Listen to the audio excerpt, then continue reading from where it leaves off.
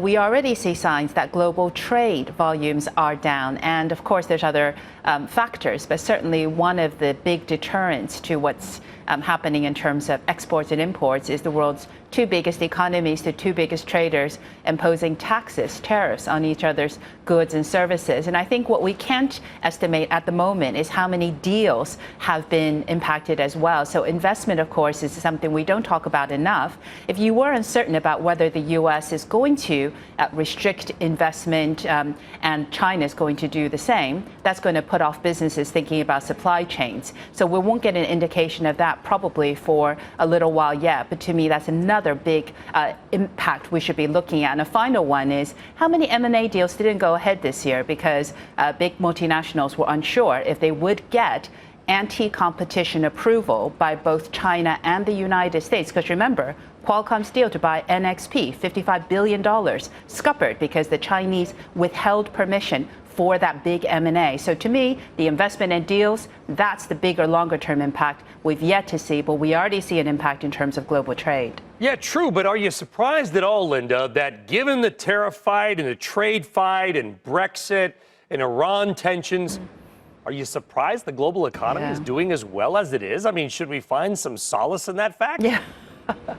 The patient is up we and should, walking and around. Actually, it is, and actually we should probably thank accommodative policy. So if you look at what's happening, the U.S. has a pause on interest rates in the Eurozone. There's already been counter-cyclical monetary policy measures, easing of liquidity. Same with the Bank of Japan. Of course, they've been easing for quite a while. Japan, as well as China, has done a fiscal stimulus, so expanded spending at the beginning of this year. All of that is counter-cyclical measures intended to cushion this global downturn. And in fact, expectations are, provided the trade war doesn't get much worse, which of course we can't really count on before it gets better, the second half of this year should actually see the global business cycle turn because of accommodative policies coming from major economies. So there is some support for the fact that, we're doing all right, despite all these tensions. So are we the baby bird in the nest, and the Fed is the mama bird feeding us the worm and keeping us afloat? I mean, are global central banks the ones who are in charge? Well, it's interesting because normally when you have a cyclical downturn, you would look to monetary policy to do this. And I think the big question, for everyone, is whether or not there's any firepower left in central banks. And so I think the mama bird, the Fed, by the pause and easing, although little conflicting signals coming from the chairman, of course, they have actually done enough to be accommodative, at least for the moment. But I think the real firepower is actually coming from central banks which are willing to ease. And that's why I mentioned the ECB here in Europe, the Bank of Japan, and as well as the PBOC, the People's Bank of China. What's different this time, and maybe, I don't want to say this too soon, because if the cyclical downturn gets worse because of the trade war, will fiscal policy come into effect? So will governments be willing to spend and borrow to spend to right the business cycle? The U.S., I think, is. I'm not sure that Europe and Linda, not to cut you off, I'm not sure Europe is. China already is. China is. They are doing that. Massively so.